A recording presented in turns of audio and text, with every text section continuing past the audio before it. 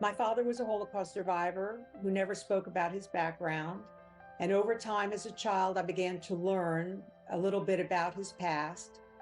And as I became an adult and learned more and learned about his real name and his story, I used Ancestry to discover more about my family past, my father's story, and made incredible discoveries. Through Ancestry, I found ship manifest, I found concentration camp records with his name and the names of his fellow prisoners who became his friends through 10 concentration camps over 3 years in Germany, Poland, and France. Anna's just one story whose family history has been brought to life through the power of genealogy company Ancestry. She found records, dates of birth and real names to unite with other survivors' children across the globe. Where we discovered that our fathers had been friends for all that time, and we created a new bond and connection to honor the bond that our fathers had had during the Holocaust. Everyone has been so excited to meet you and talk about your father. I hope they're looking down at us and seeing this, because if that's the case, then we did good. One of the things that we like to say is you don't know where you're going if you don't know where you're from. I mean, so much of your life today, the life you live, were made by choices. People 200 years ago, 300 years ago, people who, my parents immigrated to America in the 1960s, and I'm only here today because of the choices they made as well. And so really discovering the stories of resilience and how, somebody came from one place and went to another, they built a family, they built a home where you can trace your roots. That is such an important part of who we are. And it also tells us how much resilience we have to have for the future as well. So what does the future of the company look like, and how can technology play an even more pivotal role? AI has actually been a part of our company for a long time. We did the 1940 census, and in America, the 1940 census took us 9 months to code. So it was actually manually written, and we had to scan each one, we had to index them, we had to, actually have people key things in. The 1950 census, which we did last year, we actually were able to do it in 9 days. We were able to scan because using machine learning and handwriting recognition, we were able to actually get discoveries to our customers so much faster. And that's with the help of AI. With AI capabilities only getting better, it's hoped that families will be able to find elusive records that they've never found before. None of them would have ever dreamt that it was possible, that one day their children would all find each other and create this bond of friendship to honor the bond that they had. I think that my father would have been quite emotional, quite touched, and really grateful that I could share the story with them, that we could together, honor the memory and understand how important it is to preserve and share these memories, because it really is, it's history. It's not just our family story.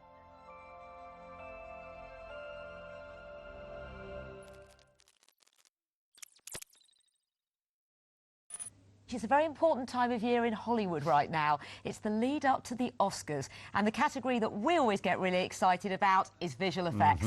So let's take a look behind the scenes at one of the frontrunners. Right now, artificial intelligence is on everyone's minds. But what might happen if it became way more advanced and intelligent robots became part of our society? Would we accept them as real people? The 2023 movie The Creator imagines such a future, but one in which, surprise, surprise, things go badly wrong. If the crew is small enough, it's cheaper to fly anywhere in the world than it is to build a set. When Gareth Edwards shot his movie, he wanted to save as much money on the traditional elements of movie making as possible, so more could be spent on the CGI. It was essentially trying to get back to all the pros and positive elements of doing a guerrilla film. So Gareth took charge of the camera himself, moving around, improvising, hunting for angles and getting off-the-cuff performances from actors, all the while keeping the production team as small as possible. And as Gareth would move around and frame on the actors, if you were to have an overhead view of what was happening, it was like this little snake behind Gareth, because whenever he moved, we all shuffled behind him, so that he had the freedom to just have the actors running up and down, and we just stayed behind him, stay out of the frame. It almost felt like a student film. It was very indie. Gareth's background in visual effects also persuaded Industrial Light and Magic to dispense with a lot of the expensive planning that goes into CGI shots. He was confident they could paint in whatever was necessary afterwards. Some of the money saved could then be spent creating moments that make the robots seem more human. We went to like a real village in the Himalayas, and we shot real families just existing, an old lady just giving her grandson a chocolate bar or whatever. And as I'm filming it, I'm thinking, oh my God, if we could make her a robot. I've never seen that in a film before, like the idea of something so intimate and beautiful, but with AI. And so like these were the sort of shots I was trying to find and give to ILM. Often visual effects, because it can be expensive to complete a shot, you really reserve it for those hero moments. And so you wouldn't get some of those throwaway moments that many people have responded to. I basically didn't tell people towards the end whether they were going to be AI or not in the movie, which made the visual effects really difficult because we didn't have tracking markers or anything on anybody. I found that once you tell someone they're a robot, they start behaving like a robot. But while the movie still spent a lot on the creation of the robots themselves and also on the big action sequences, new camera technology helped to speed up the shooting and reduce the crew size even further. We shot the movie on a new camera that came out just before we started filming, which was called the Sony FX3. And it's kind of the size of a domestic mirrorless camera. And it meant, just working backwards, the camera was small. It meant it could now go on equipment called a gimbal, which stabilized the shot.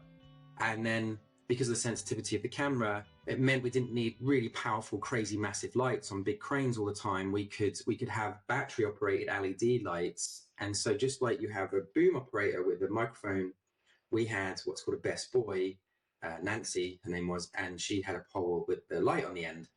And so as we're filming a scene, I suddenly want to go around here. Normally on a movie, that would take 15 minutes to move all the lights and move all the equipment. I would just move with the camera and she would move with the light. And within like 5 seconds, it was all relit, like another setup, as it's called. And it was a massively liberating thing that I think helped us basically do it a lot cheaper than a normal film. In order to help the digital artists match their CGI to the action caught in camera, locations are often 3D scanned using LiDAR. And even here, the kit used on the Creator was really boiled down to the bare essentials. I have a LiDAR scanning app on my iPhone. It allowed me within 5 minutes, again, when the team would break and then I would have the space to myself, that I'm able to just wander around and paint those details in. Just pointing the phone around to the walls and ceiling will allow me to create a representation, a 3D representation of that scene. So the top tip, always have a LiDAR scanner in your pocket. Never know when it's going to come in handy. Exactly. Brother, they found us. We weren't careful enough. I have no doubt at all that when AI turns up, we will treat them as people. I mean, even messing around with ChatGPT now and just out of curiosity, I'm really careful at the end to thank it and apologize if I've offended it, because I know it's like they're going to be our new overlords at some point. Thankfully, because I made this film, though, I'm going to be let off the hook. So when you're all rounded up, they're going to be like, leave him, he gets us.